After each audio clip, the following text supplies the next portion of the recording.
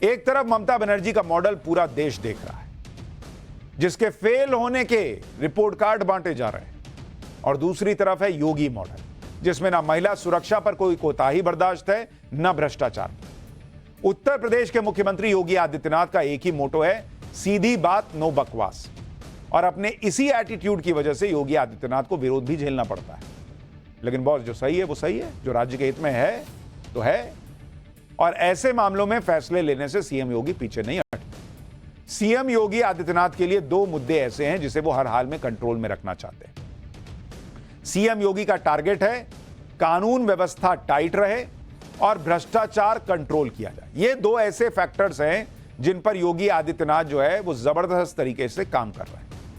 UP में कानून व्यवस्था योगी आदित्यनाथ के मुख्यमंत्री बनने के बाद काफी सुधरी, और इसकी गवाही उत्तर प्रदेश की जनता दे रही है। करप्शन के मुद्दे पर भी सीएम योगी काफी सख्त हैं, और अब सरकारी कामकाज में करप्शन रोकने के लिए सीएम योगी ने वो फॉर्मूला लागू कर दिया जिससे भ्रष्टाचारियों की कपकपी छूट रही है। योगी सरकार सरकारी विभागों से करप्शन को खत्म करने के लिए जो काम कर रही है, पहले उसके बारे में सुन लीजिए, फिर आपको बताऊंगा 16 घंटे के उस ट्रेलर के बारे में जिससे 2.5 लाख लोगों की धड़कनें बढ़ गई थी। दरअसल उत्तर प्रदेश ने आदेश जारी किया था, यूपी के सरकारी कर्मचारियों को अपनी चल और अचल संपत्ति की जानकारी देनी होगी। 31 अगस्त तक मानव संपदा पोर्टल पर संपत्ति की जानकारी देने का आदेश दिया गया। संपत्ति की जानकारी नहीं देने वाले कर्मचारियों का वेतन रोक लिया जाएगा, यह भी कह दिया गया। भाई योगी सरकार का आदेश क्लियर और सिंपल था कि भाई अपनी संपत्ति के बारे में बता दो, ऐसा नहीं करने वाले कर्मचारियों की सैलरी रोक देंगे। योगी सरकार ने इसके लिए 31 अगस्त की डेडलाइन दी थी कि तब तक बता देना है, जो बीत गई। तो जिन कर्मचारियों ने अपनी संपत्ति की जानकारी मानव संपदा पोर्टल पर नहीं दी, उन सभी को सीएम योगी ने छोटा सा ट्रेलर दिखा दिया। यूपी सरकार ने करीब 2,44,000 कर्मचारियों का वेतन रोक दिया। ये नहीं बता रहे हैं, रोको इनकी सैलरी रोको। इन सभी कर्मचारियों ने अपनी संपत्ति का ब्यौरा पोर्टल पर नहीं डाला। हालांकि फैसले के 16 घंटे के बाद सरकार ने वेतन रोकने का आदेश वापस ले लिया। संपत्ति की जानकारी देने की डेडलाइन 1 महीने और बढ़ा दी, यानी सोमवार की रात से मंगलवार की सुबह तक इन सभी कर्मचारियों की सांस अटकी रही होगी कि सैलरी नहीं आई तो घर कैसे चलेगा, बाकी काम कैसे होंगे। यह है सीएम योगी के काम करने का अंदाज। एक ट्रेलर दिखा दिया, मैं उनको लगता होगा कि क्या ही करेंगे, इतने लोगों की सैलरी रोकेंगे। रोक दिया, दिखा दिया, हाय तौबा मची तो बोला कि अच्छा ठीक है ट्रेलर था, 1 महीना और दिया, करके दो। सरकारी कर्मचारियों की सैलरी रोकने का नेगेटिव असर भी हो सकता है, क्योंकि यूपी में सरकारी कर्मचारियों की संख्या बहुत ज्यादा है। लेकिन योगी सरकार कोई नियम लागू करती है तो उसका पालन करवाती है। आप देखिए सरकार के आदेश के बाद सरकारी कर्मचारियों ने किस तरह से रिएक्ट किया। उत्तर प्रदेश में 8,46,640 सरकारी कर्मचारी है। 6,02,000 सरकारी कर्मचारियों ने संपत्ति की जानकारी दे दी, 2,44,000 ने नहीं दी। टेक्सटाइल, सैनिक कल्याण, ऊर्जा, खेल, कृषि और महिला कल्याण विभाग के कर्मचारियों ने जानकारी दे दी। उच्च शिक्षा, चिकित्सा, स्वास्थ्य, औद्योगिक विकास और राजस्व विभाग के कर्मचारी डिटेल देने में फिसड्डी रहे। तो भाई जब 6 लाख देंगे तो 2 लाख 2.5 लाख क्यों नहीं देंगे? उनको ट्रेलर दिखा के टाइट कर दिया गया। जिन सरकारी कर्मचारियों ने अपनी चल अचल संपत्ति की जानकारी नहीं दी है, उन सभी ने जानकारी नहीं देने के पीछे क्या क्या तर्क दिए हैं वो भी आपको बताता हूं। जैसे पुलिस विभाग का कहना है कि त्योहार और पुलिस भर्ती परीक्षा की वजह से संपत्ति की जानकारी नहीं दे पाए। डीजीपी मुख्यालय ने नियुक्ति विभाग को पत्र लिखकर कहा कि संपत्ति की जानकारी देने के लिए समय सीमा बढ़ाई जाए। इसी तरह से अन्य विभागों ने भी अपनी अपनी समस्याएं गिनाई, जिसके बाद सरकार ने संपत्ति की जानकारी देने की डेडलाइन 1 महीने के लिए बढ़ा दी कि लो बढ़ा दी, अब 2। सरकारी कर्मचारियों से संपत्ति की जानकारी देने का आदेश पहली बार नहीं जारी हुआ। इससे पहले भी ऐसे आदेश जारी हो चुके हैं। साल 2010 में यूपी में मायावती की सरकार थी। मायावती ने सरकारी कर्मचारियों को संपत्ति की जानकारी देने के लिए कहा था, लेकिन उस समय कई अधिकारियों और कर्मचारियों ने इसका उल्लंघन किया। अगस्त 2023 में योगी सरकार ने भी ऐसा ही आदेश जारी किया था। सरकारी कर्मचारी आचरण नियमावली 1956 के नियम 24 का हवाला दिया गया। सरकारी कर्मचारी 31 दिसंबर 2023 तक चल अचल संपत्ति का विवरण दें। ऐसा नहीं करने वाले कर्मचारियों का प्रमोशन नहीं किया जाएगा। अब फिर से यूपी सरकार ने सरकारी कर्मचारियों के लिए आदेश जारी किया। आईएएस और पीसीएस अधिकारियों की तरह सभी को संपत्ति की जानकारी देनी होगी। शिक्षकों और स्वायत्त शासी संस्थाओं में कार्यरत कर्मचारी आदेश से बाहर है। क्योंकि पहले एक्शन नहीं हुआ था तो लोगों को लगा कि नहीं होगा, प्रमोशन कई लोगों को लगा होगा कि नहीं लेंगे, जाओ। लेकिन सैलरी तो ऐसी चीज है कि वो तो अभी की जरूरत है ना। सैलरी रुकी तो सबकी सांस अटक गई। सीएम योगी नियमों और कानून को लेकर कितने सख्त हैं वो तो आपने देखा। अब आपको असम के सीएम हेमंत बिस्वा शर्मा का सीरियसनेस दिखाता हूं। असम के सीएम हेमंत बिस्वा शर्मा लगातार घुसपैठियों का मुद्दा उठा रहे हैं, घुसपैठियों को बाहर निकालने की बात कर रहे हैं। अब सीएम हेमंत बिस्वा शर्मा की सरकार ने असम के बरपेटा में 28 लोगों को डिटेंशन सेंटर भेज दिया है। यह होती है सीरियसनेस, जहां सिर्फ बातें नहीं होती, एक्शन दिखता है।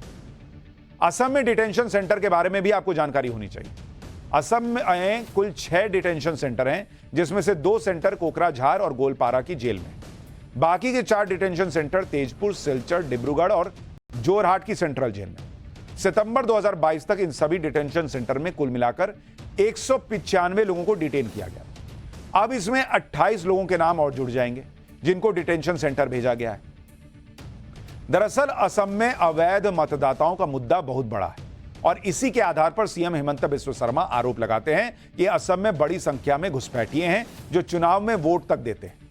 असम का हाल यह है कि असम के सीएम ने कहा कि असम में 1,20,000 संदिग्ध वोटर हैं। इसमें से 41,583 लोगों को विदेशी घोषित किया गया है। असम में संदिग्ध मतदाताओं का कॉन्सेप्ट 1997 में चुनाव आयोग ने शुरू किया। इसमें वो मतदाता आते हैं जिनके पास भारतीय नागरिकता के सबूत नहीं होते। असम में एनआरसी के तहत 3 करोड़ 30 लाख लोगों ने आवेदन किया था। इसमें से 19 लाख आवेदकों के नाम हटाए गए।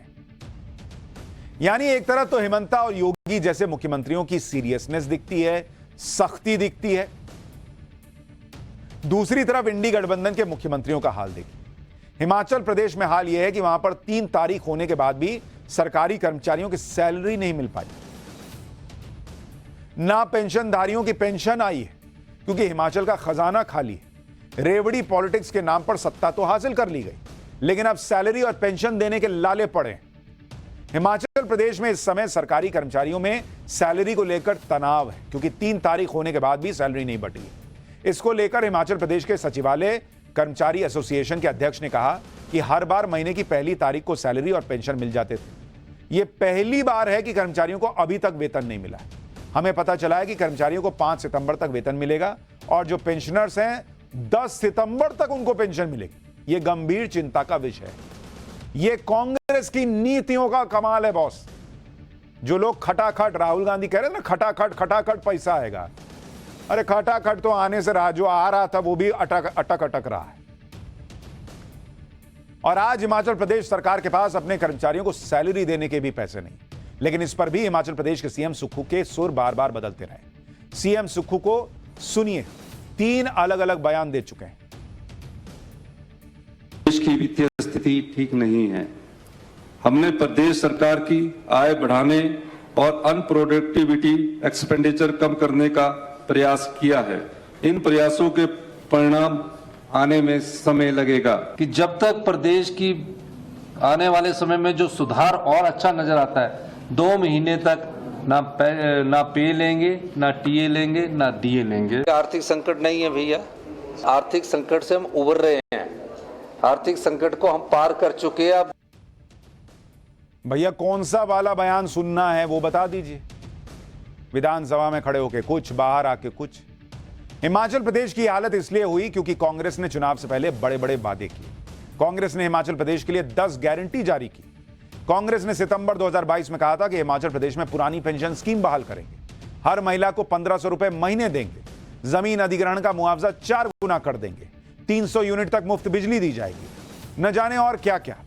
तब कांग्रेस ने दावा किया था कि ये 10 गारंटीज बहुत सोच समझ के एक्सपर्ट से चर्चा करके तैयार की गई। सुनिए कांग्रेस नेता पवन खेड़ा को, फिर इन गारंटियों की सच्चाई भी बताता हूं। सोच समझकर ये 10 गारंटियां बनाने के वक्त भी उससे पहले बड़ी लंबी चौड़ी एक्सरसाइज हुई, कई लोगों के साथ सलाह मशविरा हुआ। ऐसे ही नहीं कि 1.5 आदमियों की सरकार नहीं होती हमारे यहां सब लोग मिलकर एक्सपर्ट से बात करके और फिर अपनी 10 गारंटी देते हैं। सोचिए वो एक्सपर्ट्स कैसे होंगे जिनके वजह से आज जो है लोग पूछ रहे हैं कि मेरी सैलरी कब आएगी, मेरा पेंशन कब आएगा। दरअसल कांग्रेस की रेवड़ी वाली योजनाओं से कैसे हिमाचल प्रदेश कंगाल होता गया, कैसे हिमाचल प्रदेश पर बोझ बढ़ता गया, इसके बारे में बताता हूं। 5 लाख महिलाओं को 1500 रुपए प्रति महीना देने का वादा, इस पर सालाना 800 करोड़ रुपए का खर्च है। पुरानी पेंशन योजना शुरू की, इस पर सालाना 1000 करोड़ रुपए का खर्च है और फिलहाल हिमाचल में 1,89,466 पेंशनर हैं।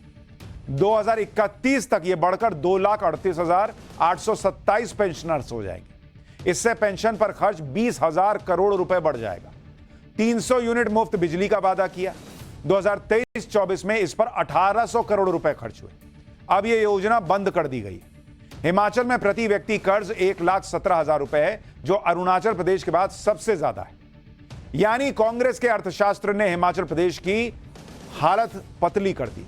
लेकिन कांग्रेस को शायद इससे फर्क पड़ता है, क्योंकि फ्री की रेवड़ी बांटकर हिमाचल प्रदेश में सत्ता में तो आ गए। अब देखेंगे आगे। यही हम आपको पहले भी कह रहे थे कि बॉस पूछो तो कि दोगे कहां से, लेकिन पहले कुर्सी मिली। अब 5 साल तो हैं, 5 साल बाद देखेंगे। यही फॉर्मूला राहुल गांधी अब पूरे देश में लागू करना चाहते हैं। इसी साल मई में हिमाचल प्रदेश में ही राहुल गांधी ने बताया था कि कैसे खटाखट योजना से गरीबी दूर हो जाएगी। सुनिए जरा भाई साहब को। 5 जुलाई को